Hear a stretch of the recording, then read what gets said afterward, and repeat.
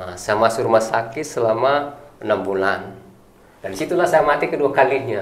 Mati kedua kali Kedua kalinya. Iya. Nah, tapi puji Tuhan, Tuhan tidak jadi ambil saya. Iya.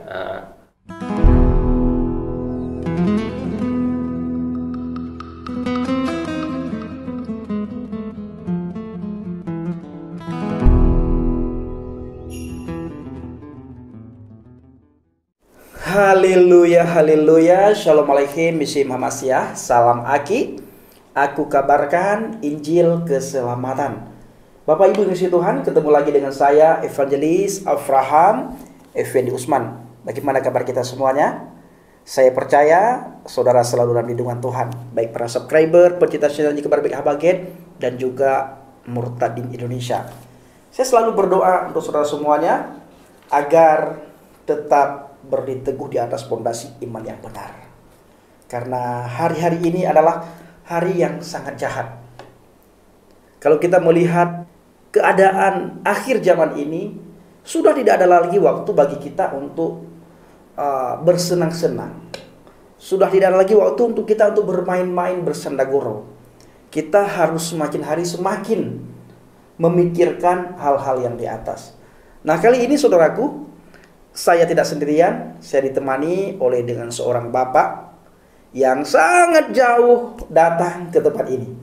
Kita akan bincang-bincang mengenai pengalaman iman beliau di dalam kehidupan sehari-hari, sampai nanti ada tahap-tahap yang sangat bermanfaat dan berguna bagi kita semuanya mengenai program otak.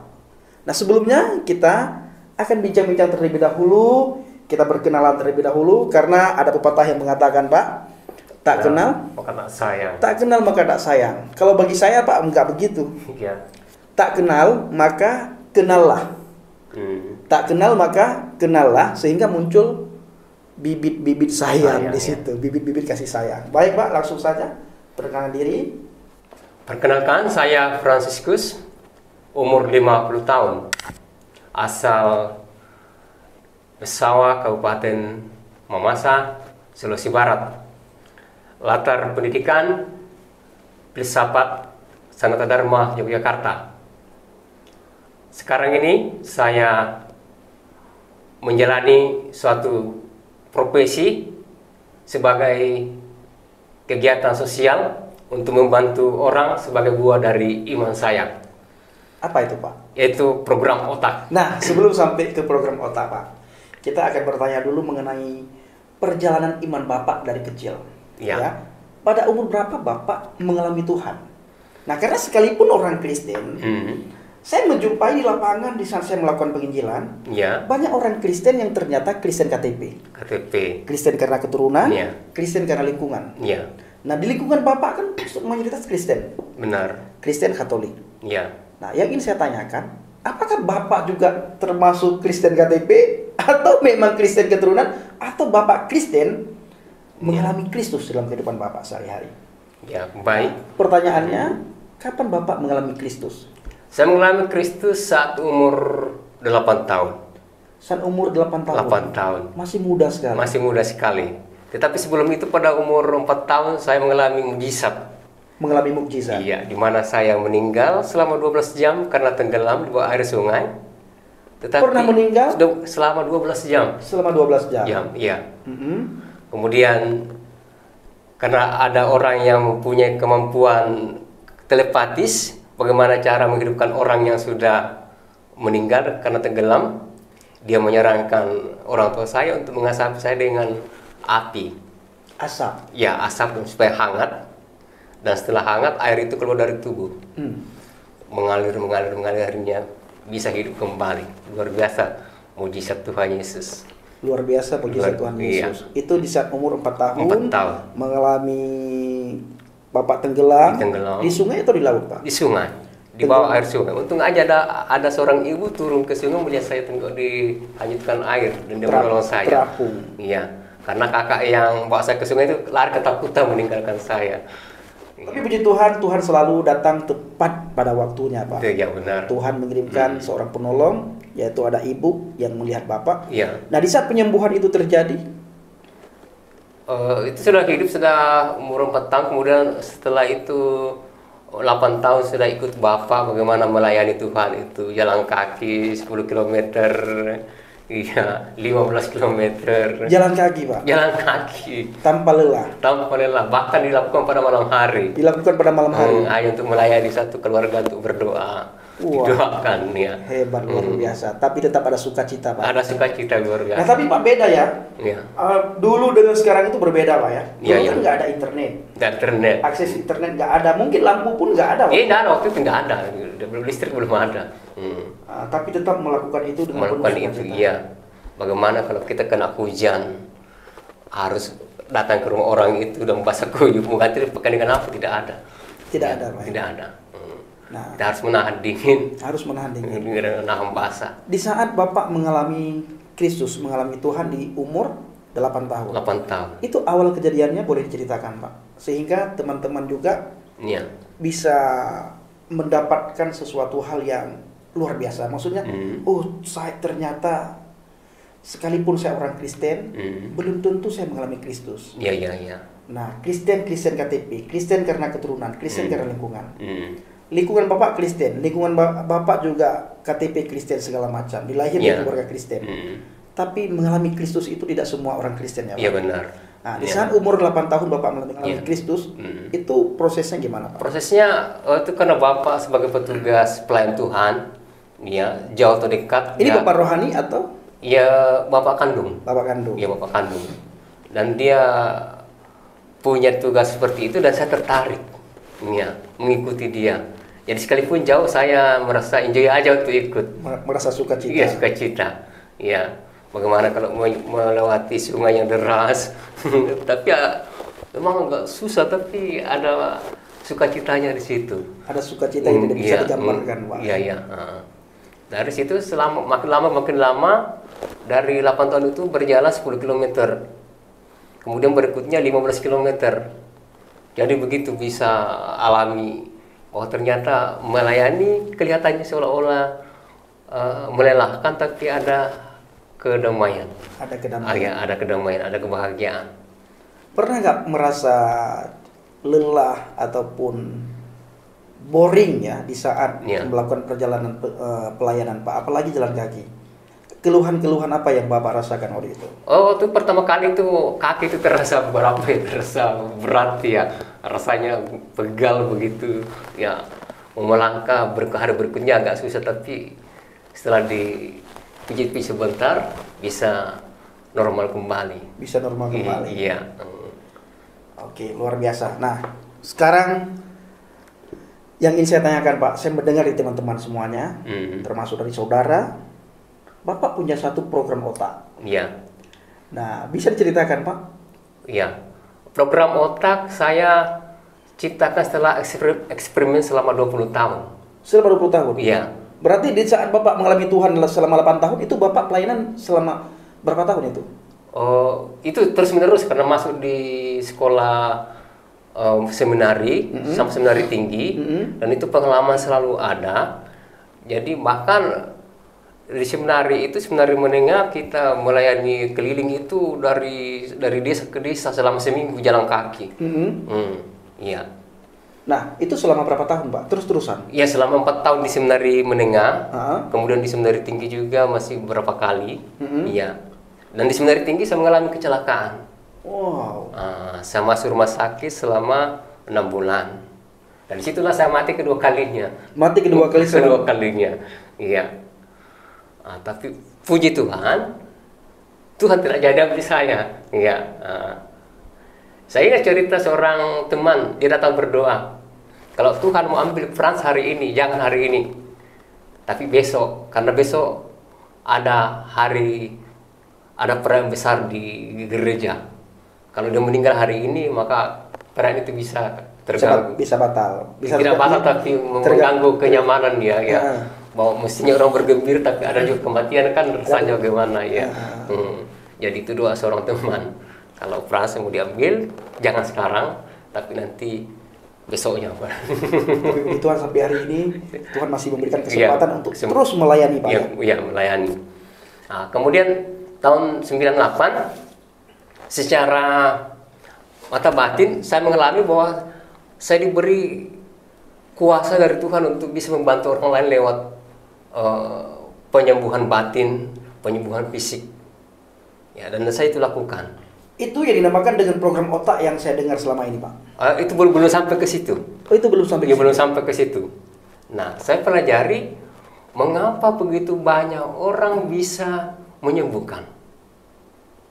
Apa sih yang ada pada orang itu? Kok bisa dia menyembuhkan?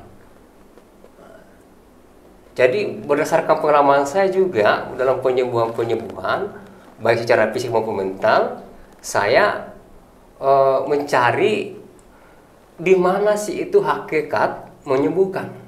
Ternyata ada pada otak manusia. Ya. Alat yang dipakai itu hanya sebagai pemicu, hanya sebagai medium. Tetapi sesungguhnya ada pada otak manusia, karena otak manusia itu di dalamnya ada namanya daya ilahi, kuasa dari Tuhan, atau roh Allah. Ya. Itu ada pada setiap otak manusia. Tetapi apakah daya ilahi itu bisa berkembang secara spontan? Bisa tidak. Banyak orang beriman tapi daya ilahinya di dalam otaknya tidak berkembang, tidak dibangkitkan. Nah, dan salah satu cara untuk membangkitkan daya ilahi itu ialah memprogram otak. Merancang otak itu supaya tujuan yang dicapai itu bisa terlaksana karena ada daya ilahi bangkit dalam diri, membangkitkan kekuatan mental, kekuatan emosi, dan kekuatan fisik. Ya. Jadi sesungguhnya daya penyembuhan atau mujizat ada dalam otak manusia. Dan cara pandang manusia itu terhadap sesuatu. Ya. Kalau manusia menyadari itu, maka daya ilahi atau roh Allah itu bangkit dalam dirinya dan bisa menjadi alat Tuhan untuk menyembuhkan. Ya. Itulah namanya program otak, yaitu merancang atau membangkitkan segala kekuatan dalam diri yang dimiliki oleh otak, yaitu kemampuan ilahi, kemampuan sensori, kemampuan motorik, kemampuan telepatis. Ya. Bisa nggak ceritakan, Pak, secara rinci dengan kata-kata yang sangat sederhana, ya, agar teman-teman kita bisa lebih paham apa yang Bapak sampaikan ini? Ya, misalnya memprogram otak, hal yang sangat sederhana, bisa dilakukan kapan dan di mana saja. Oh, misalnya otak saya yang cerdas. Mengapa dikatakan cerdas? Kesana, Pak. Ya. Kesana. Otak saya cerdas berarti otak itu mempunyai kecerdasan. Pertama, kecerdasan spiritual. Ya, atau religius. Artinya bahwa otak kita mempunyai daya ilahi. Ya. Itu kecerdasan spiritual. Kemudian kecerdasan motorik, bahwa otak itu mempunyai kemampuan untuk menggerakkan anggota-anggota tubuh yang lain. Bukan sihir, Pak, itu? Bukan sihir. Ya. Karena disadari bahwa kemampuan otak itu bisa menggerakkan badan. Misalnya berjalan, bergerak seperti ini. Ya. Kemudian kemampuan sensorik, mampu memahami apa yang di luar. Misalnya mendengarkan bunyi dan bisa ditafsirkan. Ya, bunyi seperti itu, oh itu bunyi burung atau bunyi air. Seperti itu, kemampuan sensorik. Kemudian kemampuan telepatis, bahwa bisa memahami apa yang di luar yang tidak bisa dipahami dengan panca indera tetapi secara batin. Ya, misalnya menanggapi pesan Tuhan. Itu mengandalkan juga kemampuan telepatis. Ya. Oh, bisikan Tuhan. Jadi daya ilahi yang ada dalam diri manusia, dalam otak manusia, mampu mendengarkan, baik disadari maupun tidak sadari, itu perintah Tuhan dan mampu melaksanakannya. Nah, jadi luar biasa kemampuan otak itu, maka disebut otak yang cerdas. Jadi, iya. Pak, sebentar, sebelum lebih lanjut, saya pernah mendengar ada seorang anak, ya. Ada banyak murid di sebuah sekolah yang tidak bisa matematika.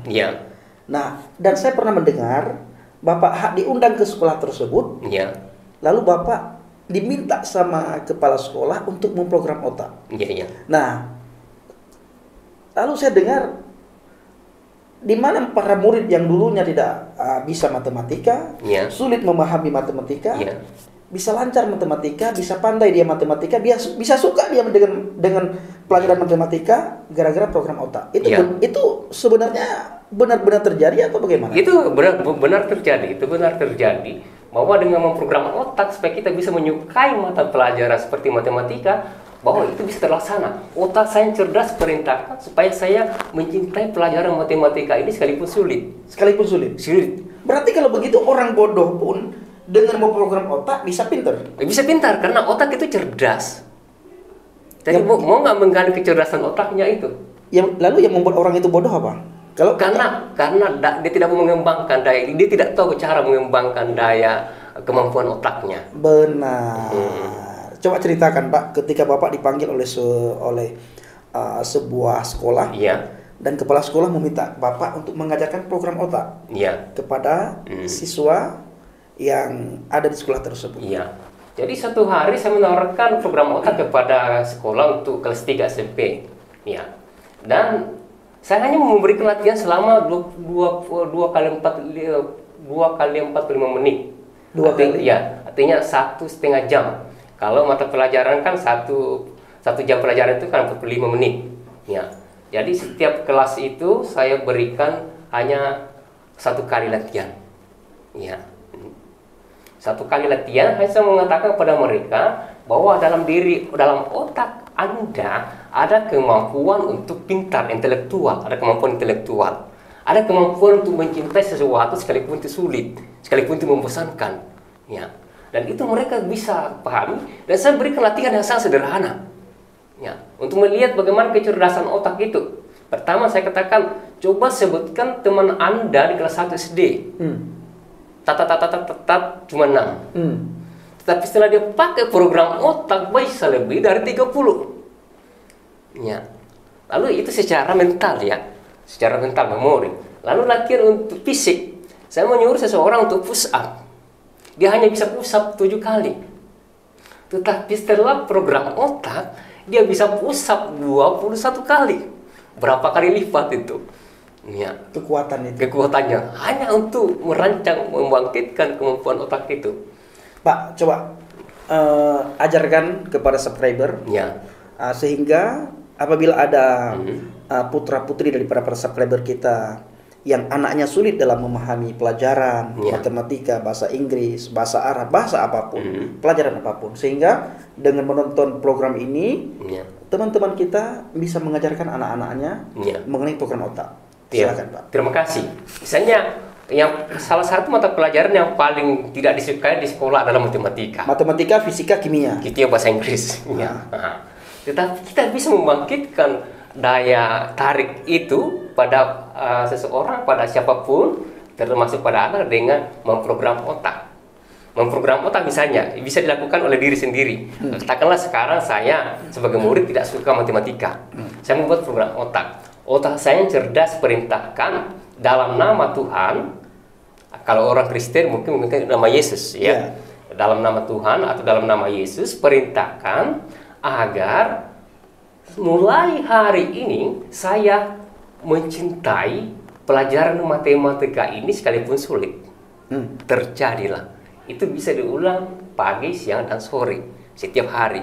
Jadi saya ulang lagi, otak saya cerdas dalam nama Tuhan Allah atau dalam nama Tuhan Yesus perintahkan agar hari ini saya mencintai pelajaran matematika ini sekalipun sulit. Sekalipun sulit. Ya, terjadilah.